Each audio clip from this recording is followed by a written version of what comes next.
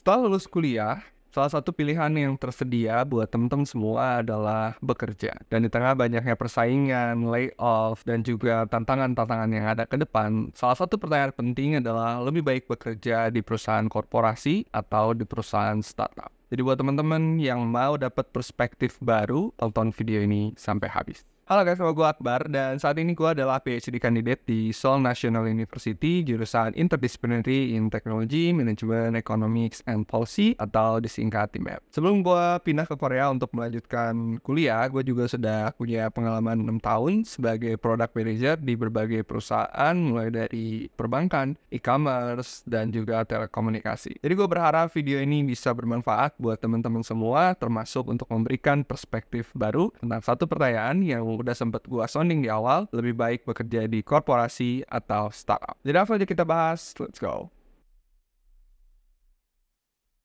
Salah satu perbedaan utama antara perusahaan korporasi dengan perusahaan startup bisa gue summarize sebagai stability versus flexibility. Di mana stability pastinya dimiliki oleh perusahaan korporasi dan flexibility dimiliki oleh perusahaan startup. Bakal gue jelasin yang pertama dari sisi stability untuk perusahaan korporasi, di mana perusahaan korporasi pastinya sudah punya visi misi, target, lini bisnis, dan juga keuangan yang lebih stable dibandingkan dengan startup. Misalnya, kalau untuk visi misi dan target perusahaan biasanya dibahas dalam berbagai rapat formal, baik itu misalnya rapat di middle management gitu ya, atau juga dibahas di rapat direksi atau radir, dan juga dibahas di rapat umum pemegang saham atau ada UPS. Jadi dari mulai target-target visi misi ini sudah final dan semuanya dirapatkan pada banyak meeting formal. Nah, dari sisi keuangan juga pastinya lebih stable, di mana kalau misalnya teman-teman lihat perusahaan-perusahaan korporasi itu mungkin ada beberapa juga yang sudah menjadi perusahaan publik, di mana kita juga bisa mengakses laporan keuangannya secara terbuka untuk publik, baik itu untuk pemegang saham atau non pemegang saham. Artinya kita bisa mengakses informasi ini dengan lebih banyak dan pastinya governance-nya juga lebih terjaga untuk perusahaan korporasi.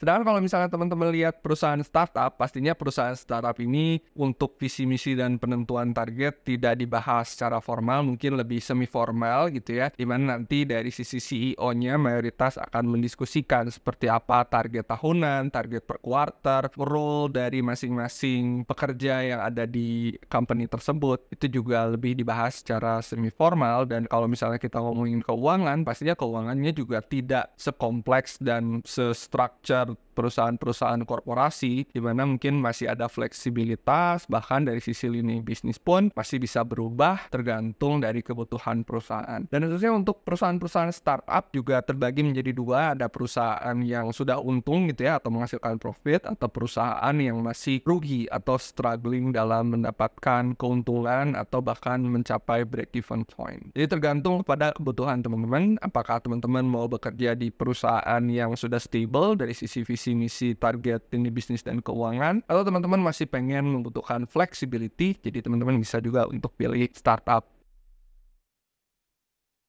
Berikutnya dari sisi jenjang karir. Pastinya jenjang karir antara perusahaan korporasi dan perusahaan startup juga punya perbedaan. Kalau misalnya kita bahas dari perusahaan korporasi, jenjang karirnya itu sudah lebih structure dan relatively lebih panjang ya. Jadi untuk mencapai suatu jabatan tertentu atau untuk naik jabatan, teman-teman udah punya requirement yang clear dan jelas. Misalnya waktu bekerjanya berapa lama, soft skill yang dibutuhkan, hard skill, terus juga kira-kira profilnya seperti apa, sertifikasi yang dibutuhkan juga sudah tertulis dengan lebih clear gitu ya, lebih rapi, sehingga ada suatu kriteria yang lebih jelas dari sisi profile orang-orang yang akan dinaikkan pangkatnya gitu. Dan biasanya kalau misalnya kenaikan pangkat di perusahaan korporasi, itu juga berdasarkan pengalaman gua gitu ya, itu perusahaannya itu prosesnya itu dilakukan secara batch gitu. Jadi teman-teman mungkin akan jarang menemukan kalau di level MT sampai ke middle management itu dilakukan secara personal gitu. Jadi biasanya ada periode tertentu untuk suatu kenaikan jabatan. Dibandingkan dengan perusahaan startup ini purely sebetulnya based on dari kontribusi teman-teman atau kontribusi kita terhadap suatu project atau suatu tim gitu ya. Jadi kalau misalnya cara komunikasi, soft skill, hard skill sudah dirasa cukup untuk untuk naik jabatan dan kontribusi terhadap project atau tim pun dirasa besar, kita bisa langsung naik jabatan gitu ya. Dan prosesnya pun bisa lebih cepat, approval atasan, kemudian direkomendasikan, dan pada akhirnya kita bisa naik jabatan di perusahaan startup. Nah, ini pun balik lagi kepada teman-teman semua, apakah teman-teman pengen lebih saklek gitu ya, dimana punya kriteria yang jelas, tapi persaingannya juga pastinya lebih ketat gitu ya, di perusahaan korporasi, atau lebih memilih fleksibilitas juga dalam jenjang karir, pastinya bisa memilih startup lagi gitu. Kalau misalnya teman-teman mau untuk memilih jenjang karir yang lebih fleksibel dan lebih relatively mungkin lebih cepat gitu untuk naiknya apabila punya skill yang memadai. Hal lain yang jadi perbedaan antara perusahaan korporasi dengan perusahaan startup adalah dari sisi benefitnya. Nah, gue bakal bahas 3 hal yang berkaitan dengan benefit ini. Yang pertama dari mulai gaji, yang kedua insurance, dan yang ketiga bonus tahunan. Kalau misalnya kita ngomongin gaji, perbandingannya, dan kita mulai dari state yang sama, which is dari MT gitu ya, management trainee gitu, perusahaan startup biasanya bisa menawarkan gaji yang relatively sedikit lebih tinggi dibandingkan dengan perusahaan korporasi.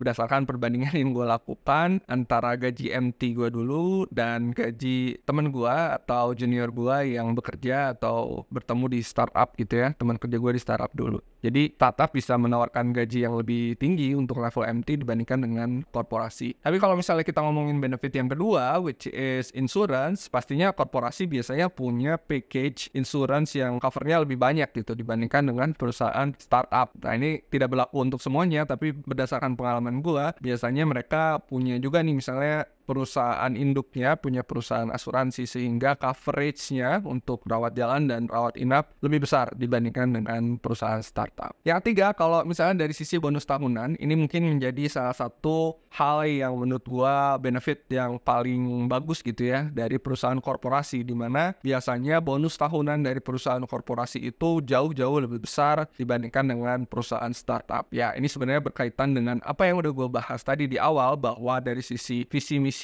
target dan juga terutama keuangan, perusahaan korporasi itu sudah punya structure yang jelas sehingga mereka bisa juga menjamin karyawannya untuk mendapatkan bonus tahunan yang lebih besar juga. Jadi ini tergantung target keuangan teman-teman sebenarnya kalau berkaitan dengan benefit. Apakah teman-teman membutuhkan stability atau teman-teman membutuhkan gaji atau starting point yang lebih besar di awal gitu. Jadi guys, konklusinya ada 3 perbedaan yang tadi gue bahas. Yang pertama dari mulai flexibility atau stability, dari mulai visi misi target dan juga keuangan. Kemudian yang kedua dari jenjang karir, dan yang ketiga dari benefit. Baik perusahaan korporasi dan perusahaan startup punya kelebihan dan kekurangannya masing-masing. Jadi sebetulnya tergantung kepada teman-teman lagi, pilihan teman-teman apakah teman-teman mau memilih more stability atau more flexibility dalam berbagai hal untuk bekerja di perusahaan korporasi atau perusahaan startup. Yang terpenting teman-teman bisa terus berkembang untuk bisa mendapatkan skill baru, pengalaman baru, dan experience baru, dan menjadi pekerja yang lebih baik di masa yang akan datang. Oke, segitu dulu video gue kali ini. Mudah-mudahan bermanfaat, terutama teman-teman yang masih kuliah dan akan mencari kerja atau sedang mencari kerja. Jangan lupa untuk tonton video gue yang lain, like, dan juga subscribe. Sampai ketemu di video-video gue yang lain. See you when I see you.